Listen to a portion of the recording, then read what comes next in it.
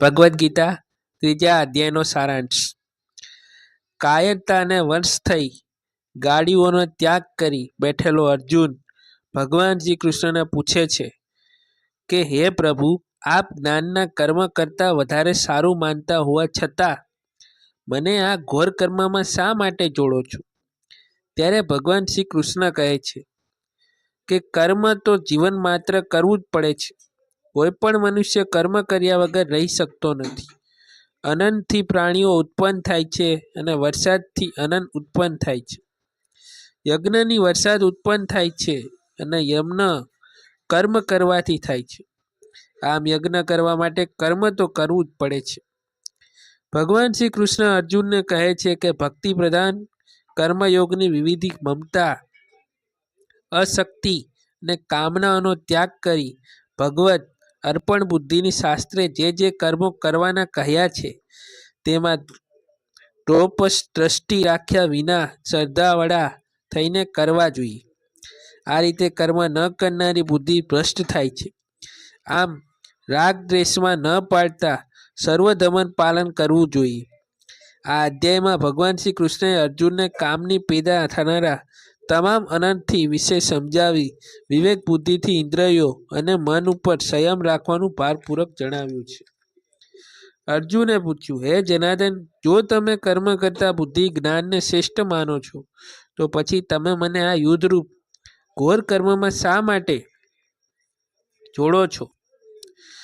આપ આવા દ્વિઅર્થી વચનોથી મારી બુદ્ધિને મૂંઝવી રહ્યા છો. આથી આપ જ્ઞાન અથવા કર્મમાંથી એક જ વાત નિશ્ચિત કરીને મને કહો કે જેથી હું કલ્યાણ પામું. શ્રી કૃષ્ણ જવાબમાં કહ્યું, હે અર્જુન, આ લોકમાં જ્ઞાનયોગ વડે જ્ઞાનીઓની અને કર્મયોગ વડે યોગીઓની એમ બે પ્રકારની નિષ્ઠા મેં પૂર્વ કહી છે. મનુષ્ય કેવળ કર્મનો આરંભ કર્યા વિના કર્મદોષથી મુક્તિ પામવા રૂપ મારા નિષ્કર્મ્ય ભાવને પામતો નથી. તેમજ કર્મોના ત્યાગમાંથી તે સિદ્ધિને પણ પામતો નથી. વળી કોઈ પણ મનુષ્ય કર્મ કર્યા વિના ક્ષણ માત્ર પણ રહી શકતો નથી. કેમ કે પ્રકૃતિથી ઉત્પન્ન થયેલા ગુણોથી પ્રેરાઈને દરેક મનુષ્ય પરવેશપણે કર્મો તો કરવા જ પડે છે. જે મનુષ્ય કર્મ કરનારી પાંચેય ઇન્દ્રિયો વશમાં તો રાખે છે પણ મનથી ઇન્દ્રિયોને વિષયોને ચિંતિત કરતો રહે છે, એવો મૂઢ બુદ્ધિવાળા પોતાની જાતને છેતરે છે અને મિથ્યાચારી કે ઢોંગી જ કહેવાય છે. પરંતુ જે મનુષ્ય મનથી ઇન્દ્રિયોને નિયંત્રણમાં રાખી પ્લાસીકૃત થઈને સર્વ ઇન્દ્રિયો વડે કર્મયોગમાં આરંભ કરે છે તે અતિ શ્રેષ્ઠ થાય છે.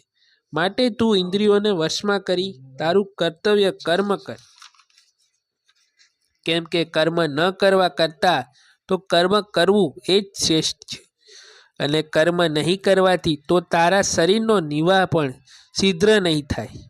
યજ્ઞ કર્તવ્ય પાલન માટે કરેલા કર્મો સિવાયના અન્ય કર્મો મનુષ્ય સમુદાયને બંધનરૂપ થાય છે. માટે તું ફળની ઈચ્છા ત્યજીને યજ્ઞને માટે જ કર્મ કર. પૂર્વ યજ્ઞ સહિત દેવતાઓ અને મનુષ્યોના વંશને સર્જીને પ્રજાપતિ બ્રહ્માને કહ્યું કે આ યજ્ઞથી તમે સુખ, સમૃદ્ધિ અને વૃદ્ધિ પામો. એ યજ્ઞ તમારી ઈચ્છિત કામનાઓ પૂર્ણ કરનારા થાવ. આ યજ્ઞથી તમે દેવતાઓને સંતુષ્ટ કરો અને તે દેવતાઓ તમને સંતુષ્ટ કરે. આ રીતે એકબીજાને સંતુષ્ટ કરતા તમે સૌ પરમ કલ્યાણ પામશો. કેમ કે યજ્ઞ કરવાથી સંતુષ્ટ તેઓ તમને ઈચ્છિત ભોગો આપશે, પરંતુ તેમને આપેલા ભોગો તેમને પાછા નહીં આપી. એટલે કે બીજાઓની સેવામાં લગાડ્યા વિના જ પોતે જ ભોગવે છે. તે ચોર છે. યજ્ઞની વધેલું જન્મના શ્રેષ્ઠ મનુષ્ય સર્વ પાપોથી મુક્ત થાય છે. પરંતુ જે પાપીઓ પોતાના માટે જ રાંધે છે તેઓ પાપ જ ખાય છે. અનનની પ્રાણીઓ ઉત્પન્ન થાય છે. વરસાદથી અન્ન ઉત્પન્ન થાય છે. યજ્ઞથી વરસાદ ઉત્પન્ન થાય છે અને યજ્ઞ કર્મ કરવાથી ઉત્પન્ન થાય છે. કર્મને તો વેદથી ઉત્પન્ન થયેલું જાણ, વેદને પરમાત્માથી ઉત્પન્ન થયેલા જાણ. માટે સર્વવ્યાપક પરમાત્મા યજ્ઞમાં નિત્ય રહેલા છે. એમાં લોકોમાં પ્રત્યવેલા યજ્ઞચક્રને જે અનુસરતો નથી અને ઇન્દ્રિયોનો સુખો ભોગવે છે એવા પાપમય જીવન જીવવાવાળાનું જીવન વ્યર્થ છે. પરંતુ જે મનુષ્ય આત્મામાં જ પ્રીતિ રાખવાવાળો આત્મામાં જ તૃપ્ત થયેલો છે ને આત્મામાં જ સંતોષ પામેલો છે, તેને કંઈ કરવાનું રહેતું નથી.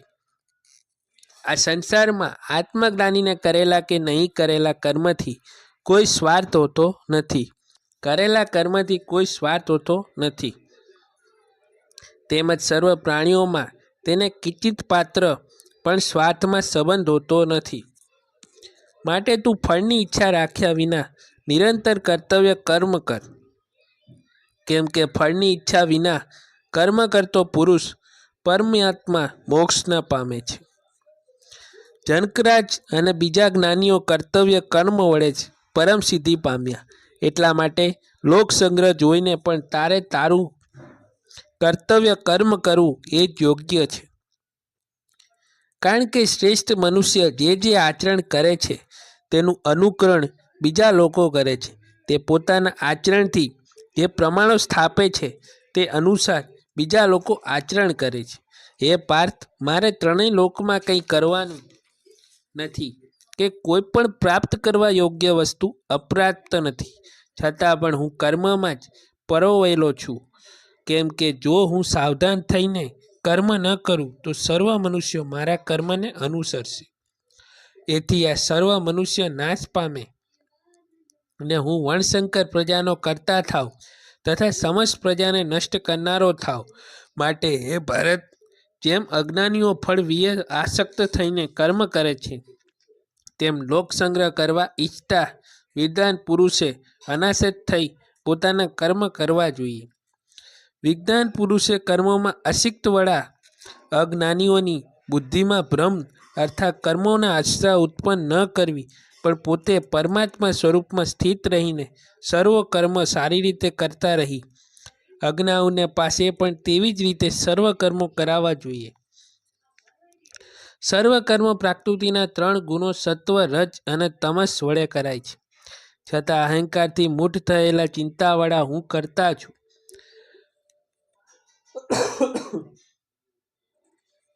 એમ માને છે. હે મહાબાહો, ગુણ વિભાગ અને કર્મ વિભાગના તત્વને જાણનાર જ્ઞાની તો ગુણોમાં વર્તે છે એમ સમજીને આસક્ત થતો નથી. જ્યારે પ્રકૃતિના ગુણોથી મોહિત થયેલા અજ્ઞાની મનુષ્ય ગુણ થતા કર્મમાં અસક્ત રહે છે.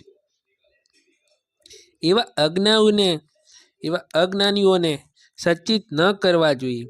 માટે તું આત્મનિષ્ઠ ચિત્ત વડે સર્વ કર્મો મારામાં અર્પણ કરતો રહે અને ફળની ઈચ્છા રાખ્યા વિના મમતા રીત તથા શોક રીત થઈ યુદ્ધ કર. જે મનુષ્ય મારા ઉપરાંત વચનોમાં ડ્રોપ દ્રષ્ટિ રાખ્યા વિના ને શ્રદ્ધાવાળા થઈને મારા મત પ્રમાણે શ્રદ્ધા વતે છે,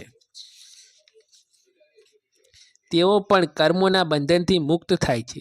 પરંતુ જે મનુષ્ય મારા મતમાં ડ્રોપ દ્રષ્ટિ કરતા રહીને આ પ્રમાણે વર્તતા નથી, તે મૂર્ખાઓને સાંજળા જ્ઞાન વિશે મહામૂઢ અને ભવસાગરમાં ડૂબેલા જાણ. બધા પ્રાણીઓ પોતપોતાના સ્વભાવને અનુસરે છે. જ્ઞાની પણ પોતાના સ્વભાવ પ્રમાણે જ વર્તે છે. ત્યાં પ્રકૃતિના સ્વાભાવિક ક્રિયાઓમાં અંકુશ શું કરી શકશે? પ્રત્યેક ઇન્દ્રિયને પોતપોતાના અનુકૂળ વિષયમાં રાગ અને પ્રતિકૂળ વિષયમાં દ્વેષ પહેલેથી જ રહેલો હોય છે. પરંતુ તે રાગ અને દ્વેષને વંશ થવું જોઈએ નહીં, કારણ કે તે બંને મનુષ્યના કર્મણ્યા વિઘ્ન કરનારા શત્રુઓ છે. સારી રીતે આચરણ કરેલા બીજાના ધર્મ કરતાં તો પોતાના દોષમુક્ત ધર્મ જ વધુ કલ્યાણકારક છે. પોતાના ધર્મનું પાલન કરતાં મોત આવે તો તે પણ કલ્યાણકારક છે, પરંતુ બીજાનો ધર્મ તો ભયપ્રદ છે. અર્જુને પૂછ્યું, તો પછી હે કૃષ્ણ, મનુષ્ય પોતે ન ઈચ્છતો હોવા છતાં પણ પરાણે કે જબરદસ્તી કે જોડવામાં આવ્યો હોય તેમ કોનાથી પ્રેરાઈને પાપનું આચરણ કરે છે? શ્રી કૃષ્ણએ જવાબ આપ્યો, રજોગુણથી ઉત્પન્ન થનારો આ કામ જ ક્રોધ છે. એ ઘણું ખાવાવાળો અને મહાપાપી છે. આ સંસારમાં તું આને જ વેરી ધ્યાન. જેવી રીતે ધુમાડાથી અગ્નિ, મેલથી અરીસો અને ઓરથી ગર્ભ ઢકાયેલો રહે છે, તેવી જ રીતે આ કામ વડે જ્ઞાન ઢકાયેલું રહે છે. હે કુંતીનંદન, કદી તૃપ્ત થાય નહીં એવો આ કામરૂપ અગ્નિ નિત્યનો વેરી, એનાથી જ્ઞાનીઓને જ્ઞાન ઢકાયેલું છે ઇન્દ્રિયો, મન અને બુદ્ધિ એ ત્રણ આ કામના આશ્રયસ્થાન કહેવાય છે. એમના વડે જ્ઞાનને ઢાંકીને આ કામ જીવાત્માને મૂઢ બનાવે છે. માટે સૌ પહેલાં તું ઇન્દ્રિયો વશ કરીને જ્ઞાન અને વિજ્ઞાનનો નાશ કરનાર આ મહાપાપી કામનો ત્યાગ કર. શરીરથી ઇન્દ્રિયોને પર કહે છે, ઇન્દ્રિયોથી મન પર છે, મનથી પણ બુદ્ધિ છે, અને બુદ્ધિથી પર જે પર એટલે કે મહાન છે તે આત્મા છે. એમ આત્માને બુદ્ધિથી પર જાણીને બુદ્ધિ વડે મનને વંશ કરીને હે મહાબાહો એક કામરૂપી રુચિ શત્રુતું નાશ કર. આમ અધ્યાય 3 પૂરો થાય છે. જય શ્રી કૃષ્ણ. જય